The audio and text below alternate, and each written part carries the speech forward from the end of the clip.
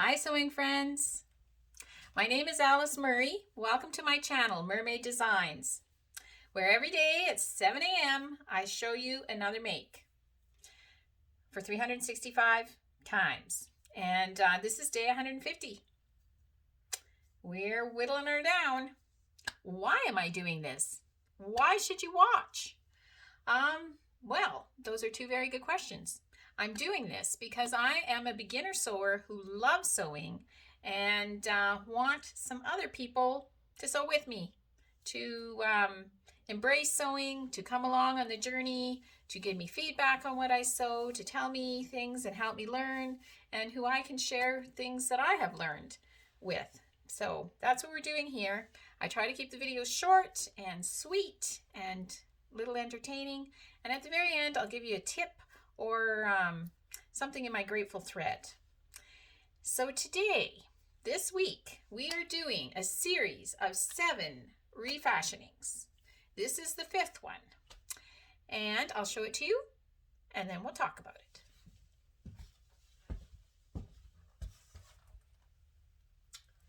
It is a cute little top.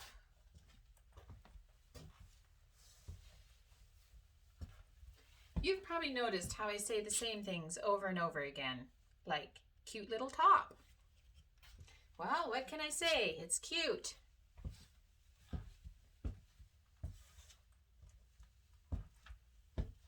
My children love teasing me. So this top started its life as 2 different tops. It was this beautiful cobalt blue, which was like an A-line top. It was probably that long, an A-line. And then the sleeves were kind of like the over shirt on their chiffon, and they were a different top.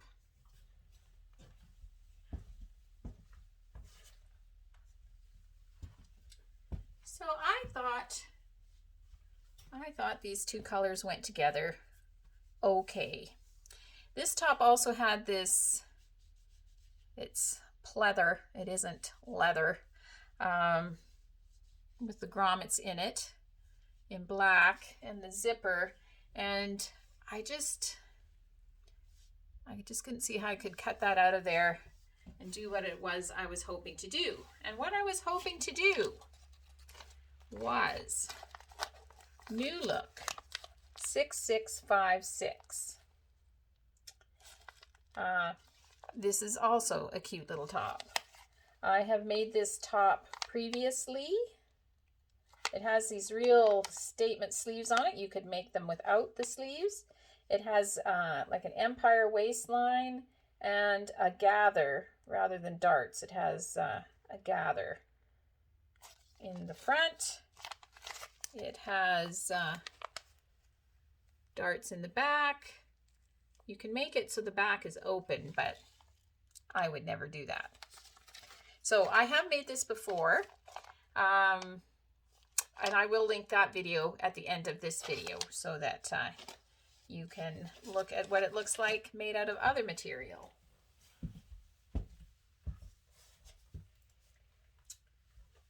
So I quite love the design of this top.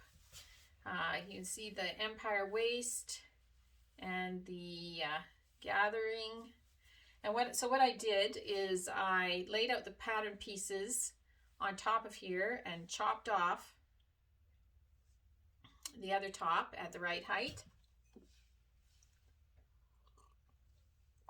And then using the factory hem, I lined up the bottom bits with the factory hem and cut them out, because I do like factory hems.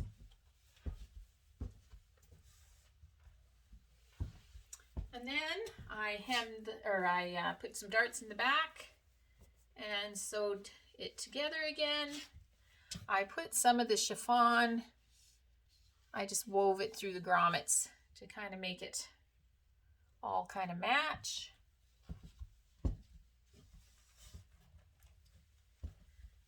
I cut out the sleeves on the using out of the other shirt material, and I hemmed it the way I have learned to hem chiffon, which is you fold it over once, sew it, fold it over again, sew on top of your original sewing. So it's like a very narrow hem. My new serger, or probably every serger, does, you know, one of those really nice kind of, what do they call them? Kind of the scallopy lettuce leaf kind of edge. One day I'm going to try that.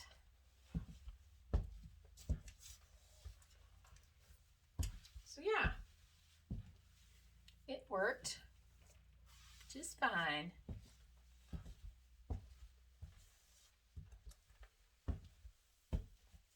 This really is a beautiful blue. I think it's called cobalt blue or periwinkle blue, and I think it's a blue that is very, very flattering on most people.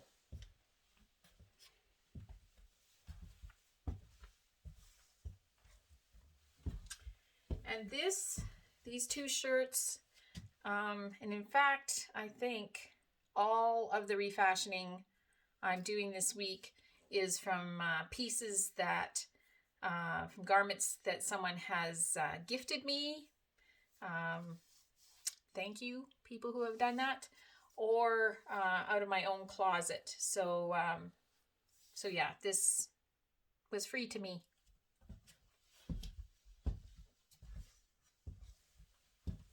Which is also the lovely thing about refashioning.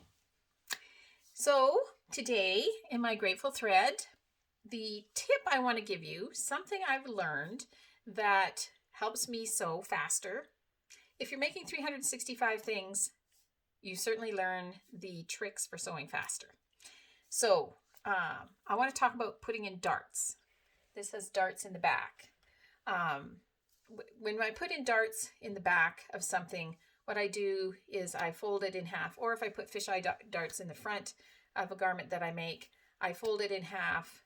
I fold it in half again. I use my iron to mark where I want to put the dart. And because it's folded, one is folded the right way and the other one's the wrong way, so I know I have to refold it. But the iron marks where the dart goes, and then I don't need to do any fancy schmancy dart marking with any of my, you know, chalk or anything like that.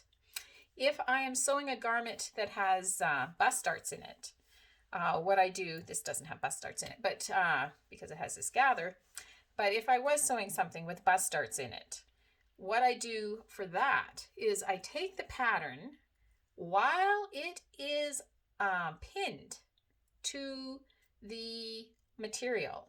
I put it on my sewing machine or on my ironing board. I fold the dart with the pattern on it. You know, it's made out of light tissuey paper, so you can fold it, you can see, and I iron where the dart goes. And that way it is marked with the iron, with the crease I make with the iron. Again, I don't have to do any fancy schmancy chalk and thread and figuring. Very quick. So I hope those tips work for you to use your iron when you are putting in darts, whether they're fisheye darts or back darts. Fold it again, so it's kind of on the quarter line. Iron how far you want the dart. Use that as your guide for putting in the fisheye dart. Bust darts, fold it with the pattern piece on it and iron it to mark where the dart goes. Both of those work really great for me. I hope they work really great for you. And I hope that you are sewing, because sewing is so much fun. And check out this video about this top that I made before. Talk to you tomorrow.